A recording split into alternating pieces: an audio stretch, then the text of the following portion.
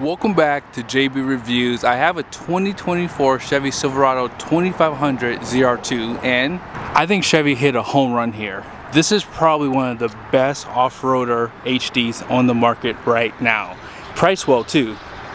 But in this video, we're gonna go over 3 things I don't like about the ZR2 package. Are you guys ready for this? Let's get into it. So, most people buy HD trucks because they need to haul or tow something pretty heavy. A lot of guys know this by now. If you get a 5th wheel trailer, you probably want to get a 1-ton to get more payload. My first point of what I don't like about the new ZR2 is you cannot get this truck in a 1-ton. Now don't get me wrong, this truck does have pretty darn good payload. Let's go take a quick peek at it. With all the options on this build, this truck has 3,049 pounds of payload. So this truck has a little bit more aggressive suspension, larger tires, sunroof, spray and bed liner, and you have just over 3,000 pounds of payload, including these power deployable running boards. And this has a diesel. When you consider a Ram Rebel, you're gonna probably have around 1,800 pounds of payload. So right out of the gate, you can tow smaller 5th wheels with this truck. However, if you would like to tow a 40-foot 5th wheel like mine, I mean it's about 13,000 pounds, it has about 2,300 pounds of pin weight. That kind of puts you really close to the numbers on these types of trucks, especially if you get the AEV package. We'll get to the AEV package in a second, but this is not my second point, but I want to show you guys something. I love the tire size that Chevy picked on this truck. This tire is basically 34.8 inches tall by 12 inches wide. I did a review with a Ford trimmer and their tire is actually 11.2 inches wide, so this is a pretty wide tire. Now, I am shocked though, for an HD truck, they did not get tires that have 80 PSI, so 65 PSI max for these cold. And that's pretty surprising because most HD trucks are going to have 80 PSI. And despite that, you still have really good towing capacities with this truck. But that's something that really shocked me on this build. But let's go ahead and get to the second point. I don't think we're going to see a lot of AEV Bison packages. And if you don't know what that is, let's go ahead and talk about it real quickly. The AEV package basically has steel front bumpers, front and rear. They also give you a different wheel design, and if you look under the truck, they give you more skid plates down below. Also, they do give you some embroiderment on the seats that say AEV Bison to let everyone know you spent too much for bumpers and stitching. But yeah, my second point is I don't like the AEV Bison package, and here's why. If you get the AEV Bison package, that's basically deleting your front and rear bumpers on this truck, right? They're also just switching out the wheels for a different design. Now, don't get me wrong, AEV has some of the best bumpers in the marketplace. But do you think they're worth $9,100 or over $9,100? I don't think so.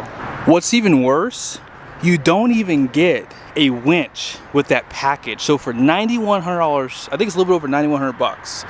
They switch off the bumpers, they switch off the wheels for different styling, right? And they add some skid plates and they embroider AEV Bison on the seats. Does that sound like $9,100? I'm just being honest here. I'm not trying to, beat up on Chevy, but I think for 9,100 bucks, all I would really care for are the bumpers. And because you don't get a winch, you probably could make out with getting the new bumpers aftermarket from AEV Bison, because again, I do like the styling of their bumpers and they do have good stuff, but I think that price is just a little too hard to believe, because if you wait and get the bumpers aftermarket, you could always sell your bumpers on your truck. And I'm willing to bet you when you sell these bumpers and get the AEV ones, you will make out in the end if you don't get the AEV package. Now, you're not going to have your embroiderment in the seat, so there's that. Obviously, you won't have your skid plates, but for $9,200, do you really think that is worth it? I don't know. For me, I don't like that.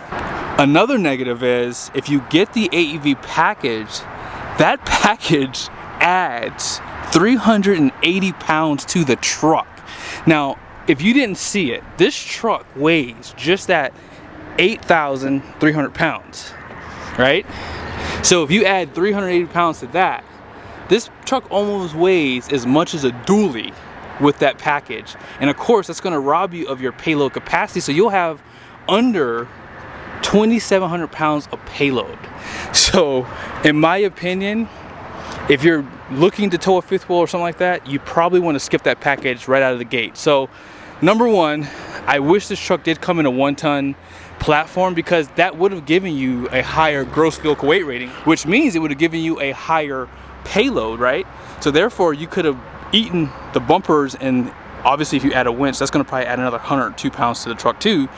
That would have still given you probably 33, maybe, well, probably like 3,100 pounds, 3,200 pounds of payload. So in my opinion, I think that GM could have potentially done better with this truck in those 2 points. Now here's my last point. Most people know by now, Chevy added a max trailering package to the 3/4 ton segment for 2024. Now what that package does is it gives you the 1-ton suspension. It also gives you the 12-inch ring gear, and they beef up the suspension, which is what you would see on the 1-tons as well. They also give you a higher axle rating, and you can increase the gross vehicle weight rating from 11,350 to 11,750 on the trucks that have the standard beds. Only problem is, if you want a ZR2, you can't get that package. Again, with the more built suspension and the heavier axle out back and the 3,500 framing, that truck's going to be a little bit heavier. But if you consider the fact that that 11,750 GVWR will probably still give you a little bit more payload, I'm willing to bet you would probably have closer to 3,400 pounds of payload, maybe 3,500 pounds of payload if you get that package with this truck. It'd probably be like around 3,300 pounds, maybe. And if you were to get the AV Bison, you'd have about the same payload. So in my opinion, I don't know why GM did not add this to the 1-ton segment. Even if they added it as an appearance package, they didn't have to give you the Multimatic suspension, but most guys would have been okay with just having the 35-inch tires, because if you don't know this, if you do any modifications to these 2024s, there is no support right now. So I have 37s on my dually. I can't even change my speedometer. So this is the perfect time to get a truck right now on 35s, because you don't have to worry about your speedometer being off. You don't have to worry about messing with the gearing in the truck. So this truck comes from the factory built already for you, and there's really nothing I would want to do to it. But apart from those 3 things, I still think that this is one of the best on the market. And the styling, I gotta admit to you guys, I've been here for like a couple hours and I've just kind of been walking around the truck. They did such a great job. If you didn't watch my last video, the interior is what you've seen in the 1/2 tons, but it has the bowstring on the seats. And I think that I like this better than the AT4X. Like, if I wasn't getting an AT4X, I would be okay to get this truck, because this is aesthetically really nice. I even like how they blacked out the bow tie right here. But I hope this video was helpful. Special shout out again to Jerry Seiner here in Salt Lake City. If you are in the market, as I said earlier, you can get one of these that are coming in. I think white, black, and sterling gray is what's available. And be sure to let them know you saw the video. See you guys soon.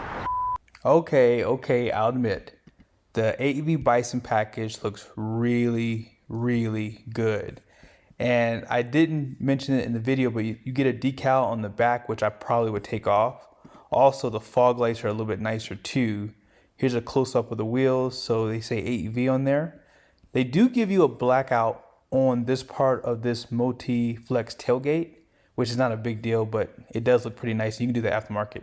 By the way, if you are going to be ordering one, do not forget the black essentials. It looks great on this truck. Lastly, there's the embroiderment on the headrest that says AEV.